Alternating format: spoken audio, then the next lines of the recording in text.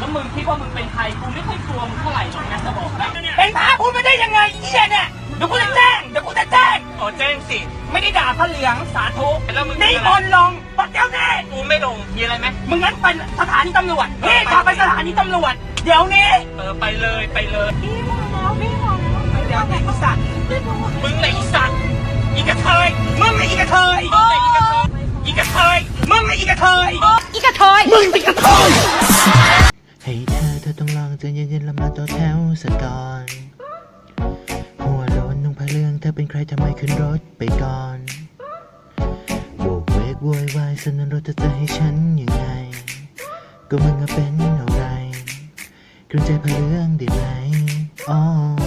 ตอนนั้นแทนตัวเองอาตมาเลยเรียกสีกาว่าโยมตอนนี้เรียกคนอื่นว่าอีเฮียจนคนทั้งรถเป็นงง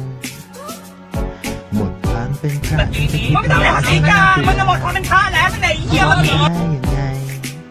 เดี๋ยวกูจะแจ้งดีไหมขอแจ้งสิกายคลายพระขึ้นรถมากระดากราบวิชาลาบเย็นเดี๋ยวกูฟ้องจะเอาว่าสถานีตำรวจขับรถได้โปรดทราบกี่ชีวิตที่ต้องมรณภาพเดี๋ยวกูจะแจ้งเดี๋ยวกูจะแจ้งให้มันลงจากรถเดี๋ยวนี้ไม่งั้นเจอกูแน่ไม่ได้ด่าพระเหลืองสาธุไม่ได้อยากถามแต่แค่อยากรู้ว่ามึงมีใบด้วยมีใบไหมใบบวชเนี่ยมีใบไหมพูดแท้ดูออกว่ามึงเป็นอีจังไรหุบปากอีสัตว์ลงจากรถไปเดี๋ยวเจอกูเดี๋ยวกูจะแจ้งให้มึงสาธุกูไม่ได้ด่าพระเหลืองมึงคิดว่ามึงเป็นใครกูก็ไม่กลัวเท่าไรอุปราชิกมึงก็แน่อะไรอยู่แล้วมึงอยู่ไหนอีกาไทยมึงอีกาไทยมึงสิกาไทยอีปราชิก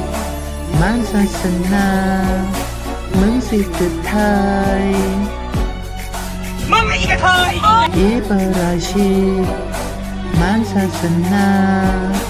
มึงสิกาไทยมึงอีกาไทย